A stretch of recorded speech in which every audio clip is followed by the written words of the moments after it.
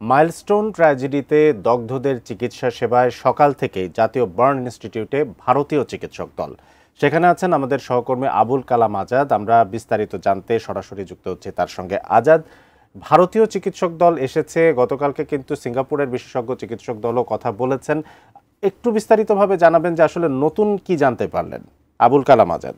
জাতীয় burn and plastic surgery ইনস্টিটিউটের বাইরের যে অবস্থাটি রয়েছে সেটি আগে একটু আপনাকে জানাতে চাই। এখানে আইনশৃঙ্খলা বাহিনীর সদস্য, নিরাপত্তা বাহিনীর সদস্য, বিশেষ করে র্যাব, পুলিশ এবং সেনাবাহিনীর সদস্যরা এখানে নিরাপত্তার দায়িত্বে নিয়োজিত আছেন। দুটি কারণ হতে পারে। একটি হচ্ছে যে এখানকার বাইরের পরিবেশটি যাতে সুশৃঙ্খল থাকে, সেটি যেমনি দেখা, তেমনি বিশ্বের বিভিন্ন দেশ থেকে বিশেষজ্ঞ দল, চিকিৎসক দল আসছেন একের পর এক বার্ন প্লাস্টিক সার্জারি ইনস্টিটিউটে। তাদেরও নিরাপত্তার একটি বিষয় রয়েছে, সেই বিষয়টি দেখভাল করার এরকম কিছু বিষয় থাকতে পারে। আপনাকে সবশেষ একটি তথ্য আমাদের কাছে এসেছে যে এরকম ভারতের একটি বিশেষজ্ঞ চিকিৎসক দল, সেখানকার দুটি বার্ন ইনস্টিটিউট বা হাসপাতালের এই চিকিৎসক দল গতকালই ঢাকায় আসেন এবং আজকে সকাল থেকে বলা যায় যে প্রায় 2 ঘন্টার মতো অবস্থান করছিলেন বার্ন অ্যান্ড প্লাস্টিক সার্জারি ইনস্টিটিউটে এবং এখানকার চিকিৎসকদের সঙ্গে পরিচালক সহ অন্যান্য যারা চিকিৎসা সেবায় নিয়োজিত রয়েছেন, মাইলস্টোন ট্র্যাজেডির ঘটনায় যারা হতাহত দগ্ধ রয়েছেন, তাদের চিকিৎসা সেবায় তারা পর্যবেক্ষণ করেন, দেখভাল করেন এবং সেখানে দিক নির্দেশনা দেন। তারপর তারা চলে যান। এই বিষয়ে বিস্তারিত একটি কালার এক্সপার্ট, জর্জ স্যাপ এবং মাইল্ড অন হ্যান্ডস টেকনোলজি সমৃদ্ধ অরিক্স ক্রিস্টাল ওয়াশ আপনার লন্ড্রি এক্সপার্ট। ব্রিফিং করা হবে, তখন আমরা জানতে পারবো। এখনো পর্যন্ত ব্রিফিংয়ের সময়টি জানা যায়নি। তবে গতকাল পর্যন্ত বার্ন ইনস্টিটিউটে যে 45 জন হতাহত ভর্তি আছেন তাদের 3টি ক্যাটাগরি করা হয়েছে। এর মধ্যে ক্রিটিক্যাল ক্যাটাগরিতে আছেন 8 জন, সিভিয়ার ইনজুরি অবস্থায় আছেন 13 জন, আর প্রাথমিক বা ইন্টারমিডিয়েট অবস্থায় 23 জনের এরকমটি জানা গেছে।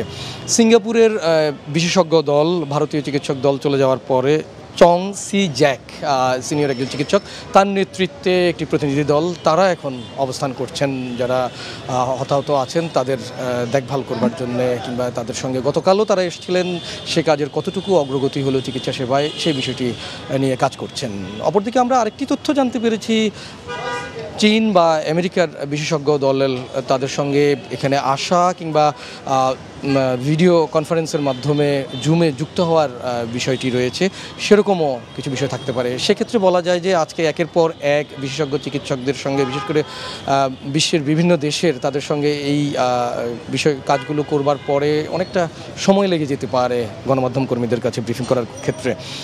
আর প্রধান উপদেষ্টার প্রেস উইং, আইএসপিআর সহ সরকারি যেসব সংস্থা গণমাধ্যম কর্মীদের কাছে তথ্য পাঠিয়েছেন, হাসপাতালে ভর্তি বা হতাহত অবস্থায় যারা আছেন তাদের মধ্যে এখন পর্যন্ত 32 জন এই মাইলস্টোন ট্র্যাজেডিতে নিহত হওয়ার খবরটি নিশ্চিত করা গেছে এবং এই এখানে এই বার্ন ইনস্টিটিউটে 45 জন সহ প্রায় আরও যে কয়েকটি হাসপাতাল রয়েছে রাজধানীতে, মোট 57 জন আহত অবস্থায় ভর্তি আছেন। আর 6 জনের লাশ এখনও শনাক্ত করা সম্ভব হয়নি, তাদের লাশ সিএমএইচে রয়েছে। এই বিষয়ে যোগাযোগ করবার জন্য সিএমএইচের হটলাইন নম্বর এবং সিআইডির পক্ষ থেকে ফরেনসিক দেবার জন্য তারা আহ্বান জানিয়েছেন।